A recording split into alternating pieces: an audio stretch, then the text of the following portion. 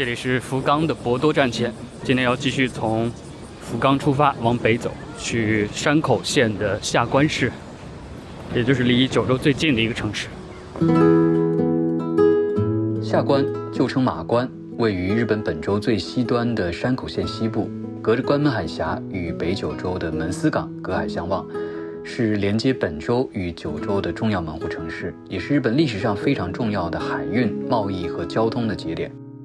下關所在的地理位置非常特殊，關門海峽最窄處只有約650米，自古以來就是日本海域瀨戶內海之間的重要航道，因此下關很早便發展成為港口城市，並與朝鮮半島、中國大陸保持着長期的交流。歷史上著名的潭池浦之戰就發生在這裡。到了近代，下關又因馬關條約而成為近代東亞歷史的重要地點。如今的下關人口約24萬人，城市經濟主要以港口、漁業、製造業、商業和旅遊業有關。其中最具代表性的就是以河豚料理聞名的飲食文化。下關被認為是日本最具代表性的河豚消費城市之一。對面的門司港曾經也是日本近代非常重要的國際貿易港口，如今雖然已經不再承擔昔日的國際貿易功能，但門司港保留了大量明治、大正時期的西洋建築，因此形成了獨特的門司港懷舊建築區域。而就在這兩座城市之間的關門海峽上，還藏着一座看似不起眼，卻在日本歷史上留下傳奇故事的小島——岩流島。400多年前，兩位日本最著名的劍客宫本武藏與佐佐木小次郎曾經在這座島上進行了一場決定勝負的生死決鬥，也讓岩流島從一座普通的小島變成了日本人耳熟能詳的傳奇之地。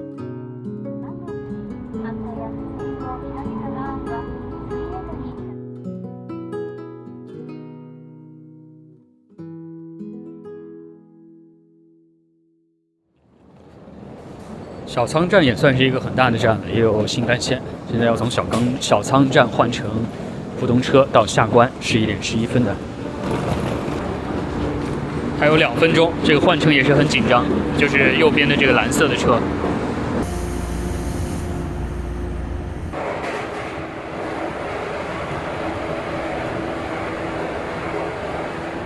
到下關站了，其實從那個小倉到下關也就2站。過了門司港，然後再過一個隧道就到下關站了。不過現在已經到本州了。之前可能有朋友也看過老宋拍的那個從本州走到九州的視頻，兩邊其實離得真的很近。如果是走底下的那個隧道步行的話，10分鐘左右吧，10來分鐘就可以走過去了。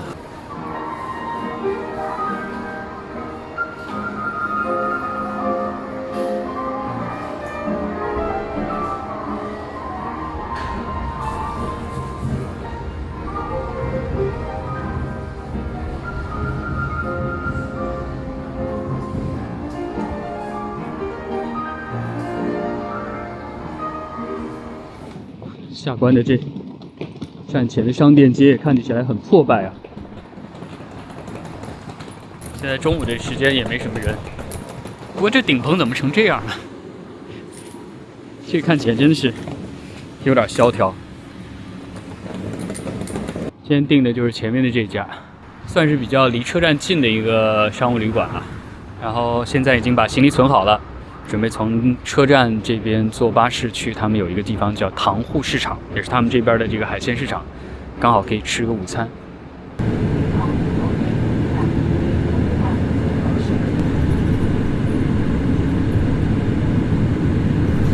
這邊就是叫塘戶地區，然後往前走有他們的這個叫塘戶市場，很早期就開始開設的一個海鮮市場，然後也是日本最大的這個河豚的批發零售的集散地。這幢紅磚的建築，它寫了上面有這個名字，這應該是英國以前的這個領事館，舊的英國領事館，離這個塘戶市場很近的地方，這個紅磚建築，舊的下關英國領事館。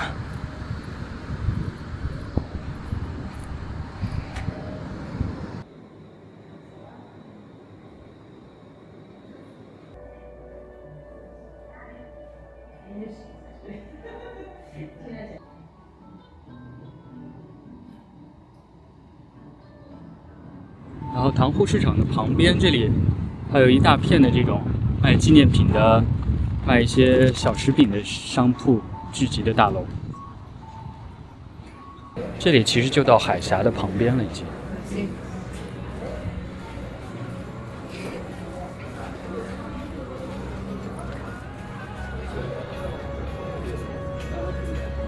然後旁邊也放了幾個這個河豚的雕像，一共3隻，從小到大。然後有很多的這種賣河豚的店。河豚的話，在日本還算是比較貴的了。它這個量可能比較少，然後價格就稍微的便宜一些。有這種直接吃生魚片的，也有這種炸的。主角就是這個河豚的刺身，然後還有這種另外的做法，這個是河豚的南蠻鏡，然後這個是河豚的唐揚，就炸的河豚肉。然後另外就是這個湯也是河豚煮的這個味噌湯，就完全是河豚主題的料理。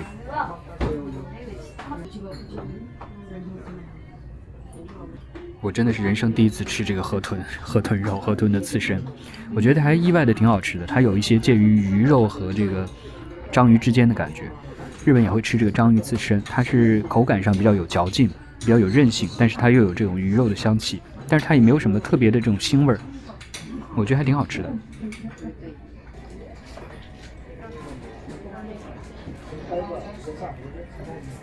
另外就是這個湯真的很好喝，超級鮮美，我已經很久沒有喝到這麼鮮美的味噌湯，真的很好喝，真的很不錯。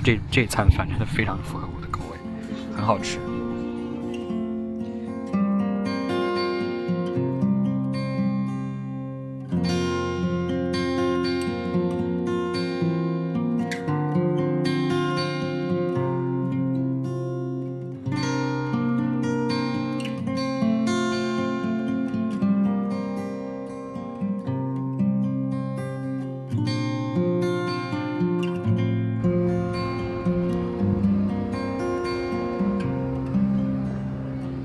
前面這裡才是真正的塘戶市場，就是當地的海鮮魚類的批發市場。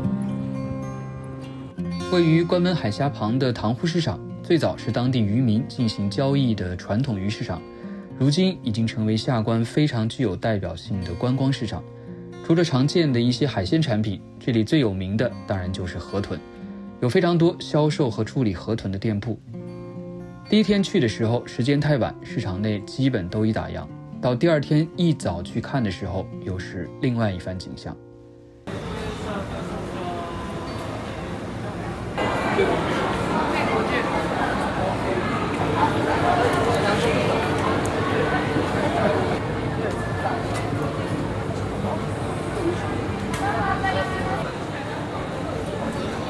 這邊的人特別多。其實下關和河豚之間的關係非常有意思。日本過去曾經長期禁止普通人使用河豚，因為河豚內臟中含有劇毒，處理不當就可能危及生命。到了明治時代，隨着相關法規和處理技術的逐漸完善，河豚才慢慢成為下關的一張城市名片。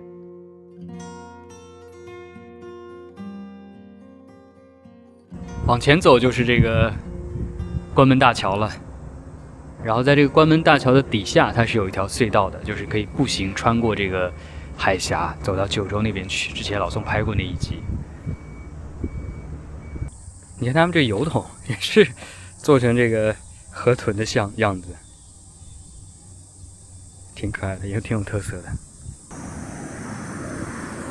這裡其實應該算是日本的一個古戰場了，它之前在這裡發生過一個叫彈之谷戰役的一場戰爭，然後呢，這也是算是日本歷史的一個很大的轉折點。從塘戶市場走出來不遠，就是下關非常重要的一座神社赤間神宮。如果說塘戶市場代表的是下關的海洋和飲食文化，那麼赤間神宮代表的就是這座城市久遠而深厚的歷史。赤間神宮供奉的是日本歷史上非常特殊的一位人物安德天皇。安德天皇在年幼的時候就成為了日本的天皇，而因為一場戰役，在8歲時就沉入了大海。而這場戰役就是發生在附近的彈之浦之戰。12世紀的日本雖然名義上還是由天皇和朝廷統治，但各地已經出現了擁有軍隊和土地的強大武士家族，其中最有勢力的2個集團就是源氏和平氏。當時平氏在領袖平清盛的帶領下迅速崛起，不僅控制了大量政治和軍事力量，還通過與皇室的婚姻進一步掌握了朝廷。平清盛的女兒嫁給了高倉天皇，兩人後來生下了安德天皇。年仅2歲的安德天皇登上皇位，而背後的平氏也因此擁有了更大的政治影響力。但是另一邊的源氏勢力也逐漸壯大，並與平氏展開了爭奪日本最高權力的戰爭。後來源氏軍隊一路擊敗平氏，平氏只好帶着年幼的安德天皇離開京都，一路向西逃到了今天的下關。公元1185年，源氏和平氏的最後決戰就發生在這裡的彈之浦。這是一場規模很大的海戰，雙方的戰艦在關門海峽上展開了激烈的交戰，最終源氏取得優勢，平氏徹底被擊敗。而當時只有8歲的安德天皇也在混亂之中被帶入大海，最終與平氏一同沉入了大海。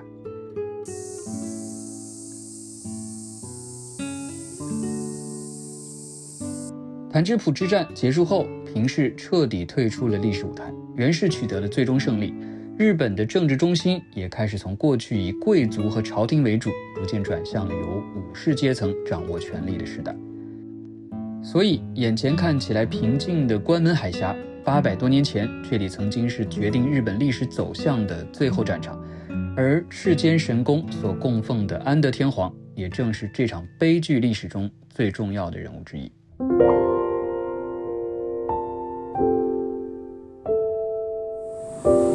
下關以前的名字叫馬關，然後說到馬關的話，我想大家應該都很熟悉了。所以它這個地方有一個叫日清講和紀念館，其實也就是在這兒簽訂馬關條約的地方。眼前的這個地方，其實對於近代東亞歷史來說意義非常重大。1895年甲午戰爭結束之後，日本和清朝在這裡進行了和平談判。當時清朝方面派出了以李鴻章為代表的談判代表團，日本方面则由首相伊藤博文等人代表。兩國在今天下關的春帆樓進行了談判，最終兩國在此簽訂了那份近代史上喪權辱國的馬關條約，而春帆樓也成了中國人心中的隱痛之地。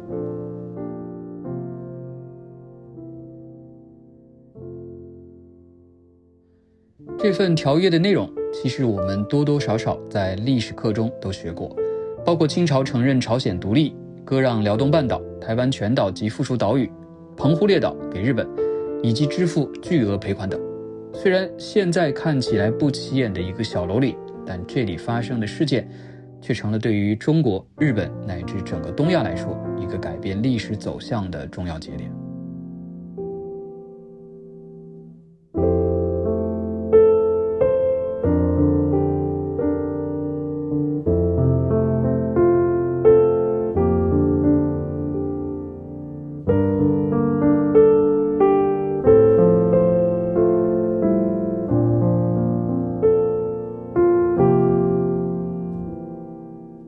我们来看看这个备受市民喜爱的李鴻章道是个什麼樣的路。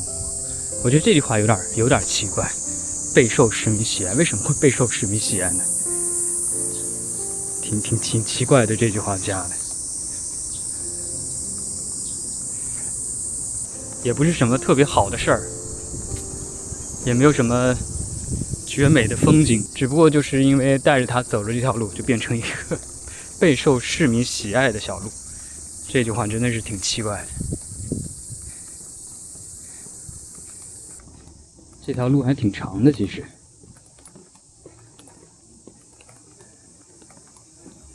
山坡上的一條路。好，走到這兒就結束了。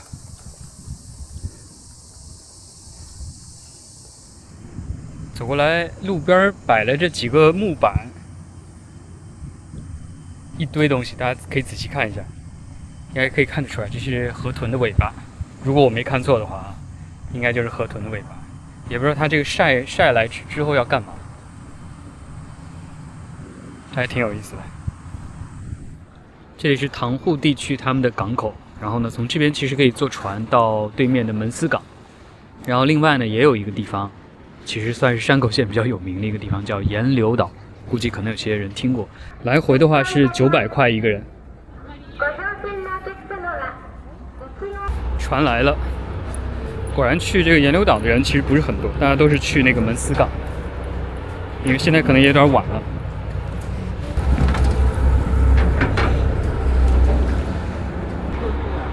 里面其實還是有空調的，不是很熱，但是一共就10分鐘的時間。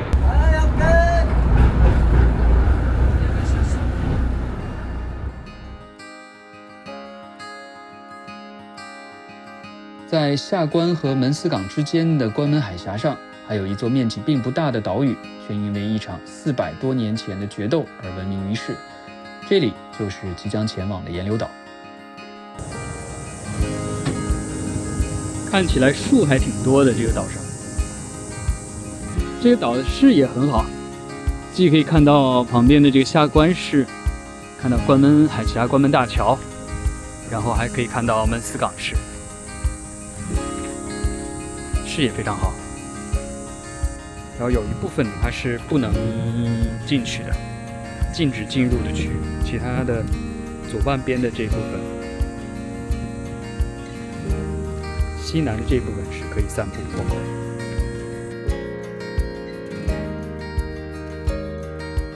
其實現在大家來這個島上，倒不是說因為這個島上真的有多麼好的風景，主要就是還是因為這個宮本武藏的這個傳說，它有一定的這種傳奇色彩，所以大家會想來稍微看一看。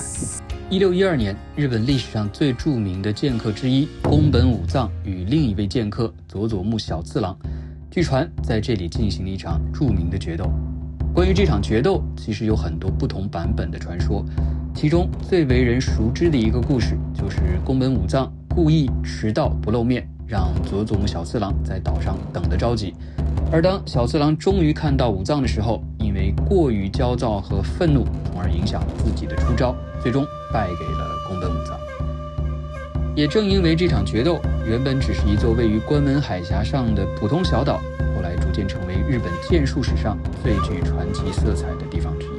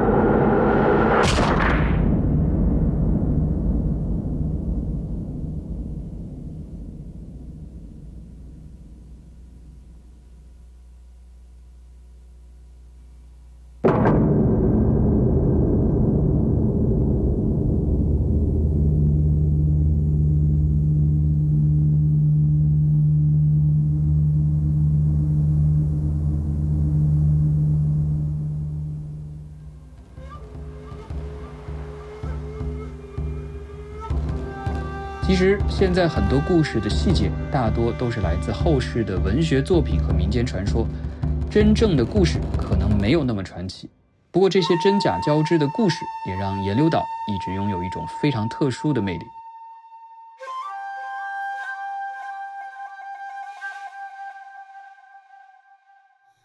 已经终于进房间了，外面太热了，回来休息一下，洗个澡吧。这邊有一個鏡子、吹風機，然後有一個桌子，底下是冰箱。現在這電視機真的是好多年前的了，特別特別小。也是這種3件套的洗手間。不過他們這家酒店是有那個大浴室、大浴場的，可以直接去那個大浴場泡澡。還行，乾淨倒是挺乾淨的。白天看到的酒店前面的這條商店街，晚上其實也是挺冷清的，人不是很多，也有一些開的店，拉麵店啊。然後靠近車站的這一邊倒是燈光更亮一些，燈亮了之後看起來就熱鬧一點，但其實人倒是也還好，沒什麼特別多的人。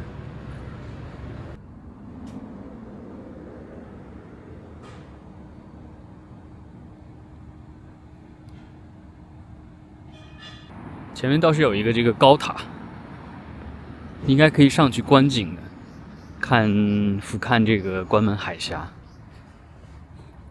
我看了一下，就在這幢圓柱形的樓裡面有一家店，賣這個瓦片蕎麥麵的餐廳在這兒。他們的這個瓦片蕎麥麵，一個人給我了一個包間。他這邊其實有這個瓦片蕎麥麵的套餐的，但是我想說不想吃他其他配的那些東西，就單獨點了一個，還有單點的小份的瓦片蕎麥麵。然後想說既然來了，而且今天中午覺得挺好吃的，我又點了一個這個河豚肉，2340塊，其實還是有點貴的，但是難得嘛。而且我真的覺得今天中午吃那個覺得還挺好吃的。不過它這個量是有點坑人啊，已經上來了，量真的很少，我覺得比中午那個還少。中午那個套餐的量感覺比這個還多一點，我以為是個圓的盤子，結果就這麼點。味道確實不錯，價格是貴了點，但是真的是味道挺好吃的，挺不錯的。在一片瓦上做的這個炒麵，感覺怎麼有點糊了，哇！底下有點糊了，這個得趕快把它拌一下，底下真的是已經焦了。這瓦片的這個溫度太高了，我覺得底下真的是已經焦了，你看這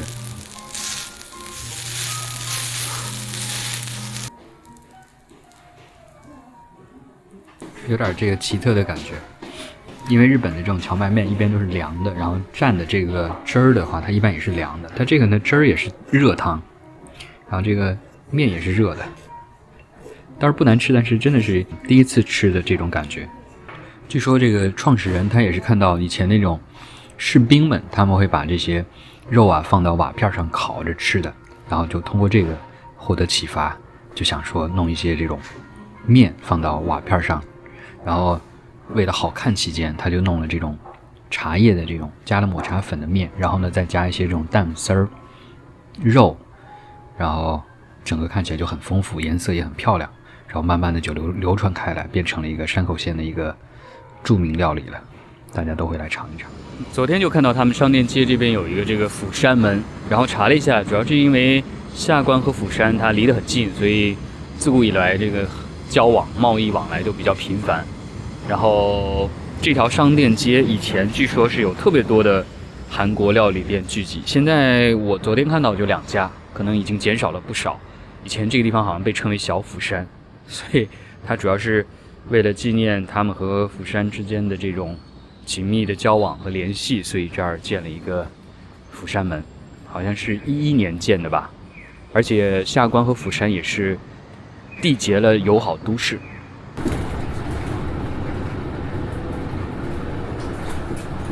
剛好趕上這班船，韓國遊客真的非常多，真的是果然是離韓國比較近。我感觉2/3都是韓国游客。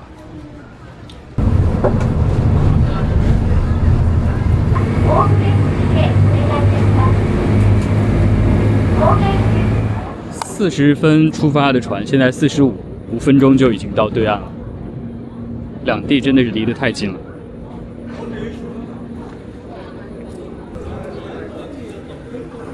全是韓國遊客，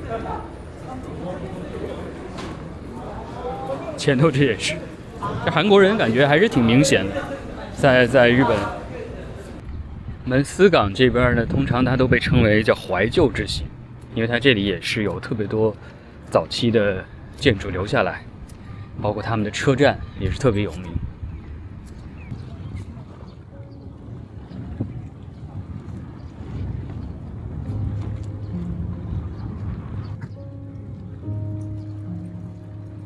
从下關出發，坐船約5分鐘就可以到達北九州市的門司港。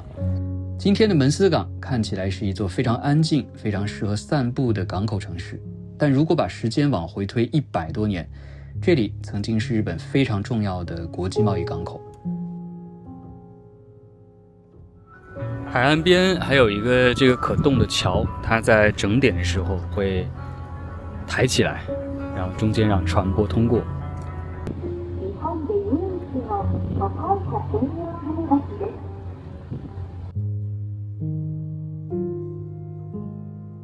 門司港レトロ地區で楽しいひとときをお過ごしください。已經走到對岸了，這邊有一個特產品的市場。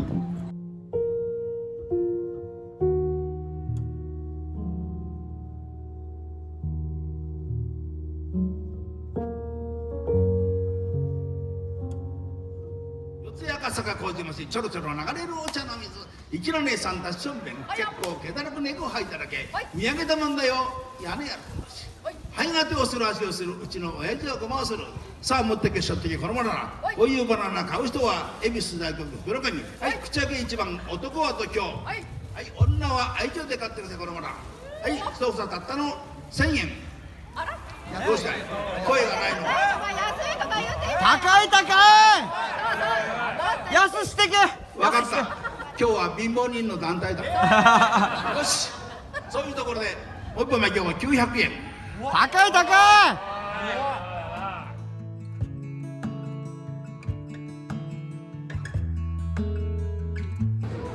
各種香蕉的產品都有。日本真的是非常善於發現，然後發展當地的特色，然後就把這些特色做到極致。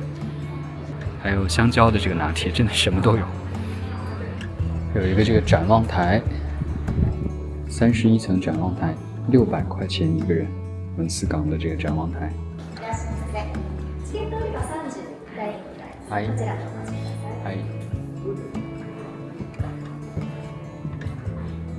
啊，這個視野確實不錯啊，整個港口一覽無餘，而且還可以看到前面的那個門司港站。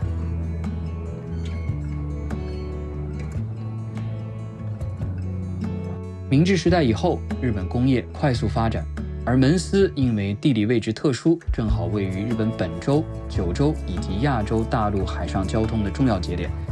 尤其是當時九州非常豐富的煤炭資源，需要通過港口運往日本各地以及海外，門司港也因此迅速發展起來。隨着港口貿易的不斷擴大，這裡聚集了大量的外國商人、銀行、貿易公司和航運企業，所以門司港也因此留下了大量具有西洋風格的老建築，也成了門司港如今觀光的一大特色。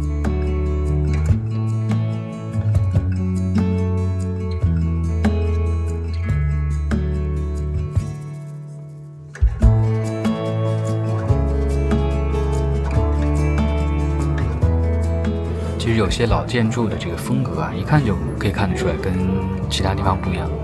這個樓呢，據說是以前他們的電氣通信的大樓，也是一個老的建築留下來的。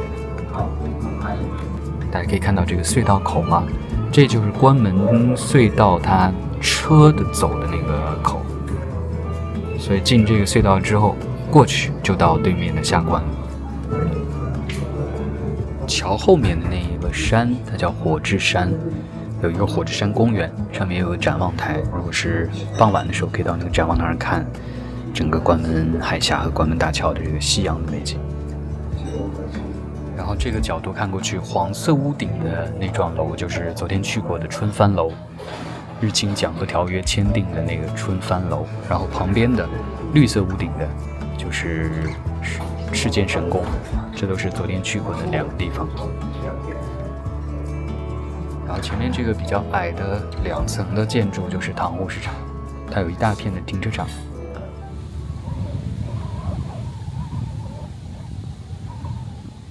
这是老的他们门司港的这个税关，就是他们的海关。这些老建筑其實基本上都可以進去參觀的，而且這些都是免費的，不收門票的。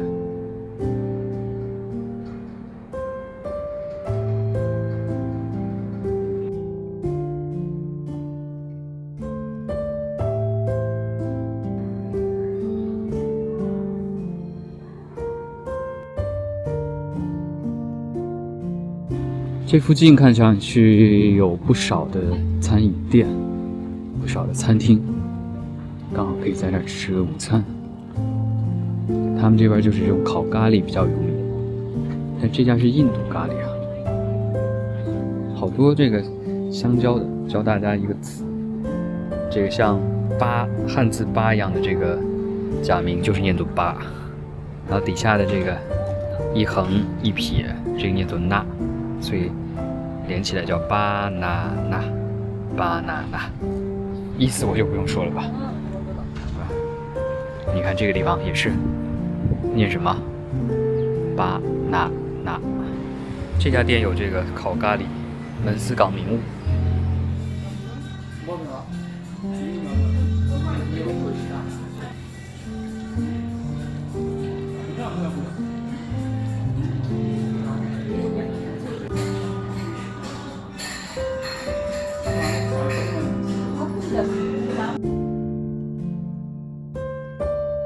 港口邊有一個香蕉人，他坐在那邊拍照。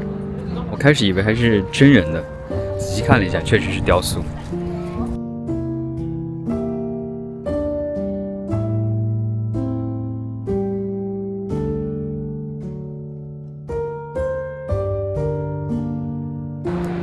旁邊還有一大片的購物的區域，在這個大樓裡面，我覺得這個部分有點像神戶的感覺了。神戶那邊也是有這樣的一片購物的區域，在港口邊。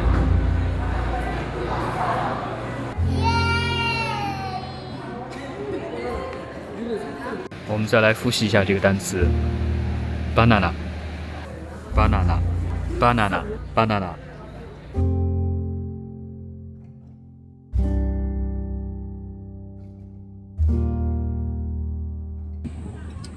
前面就到門司港站了，這應該是門司港這邊最著名的，也是最重要的一個景點。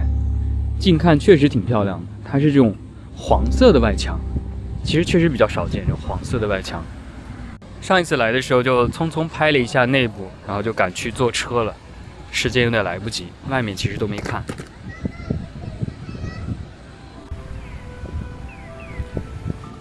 門司港懷舊地區最具代表性的建築之一，其實就是眼前這座門司港站。現在的門司港站建成於1914年，到今天已經有100多年的歷史，也是日本現存比較有代表性的老式木造車站之一。它的外觀採用了當時很流行的西洋風格，整體看起來不像我們平常印象中的日本車站，反而更像是一座小型的歐洲建築。過去大量從海外來到日本的人，或者是從九州前往本州再前往海外的人，都會經過這裡。現在的門司港已經從過去繁華的港口變成以觀光為主的區域，這裡是 JR 鹿兒島本線的起點站，每天有大量普通列車和快速列車開往小倉、博多方面。如果是返回下關，需要先坐一站到門司站，然後再換乘山陽本線，跨過海峽到達下關。切符や定券はすべての配達機を通れます。在酒店拿了行李，然後繼續要坐車出發了。要從下關站出發去山口縣另外一邊比較遠的地方，叫柳井。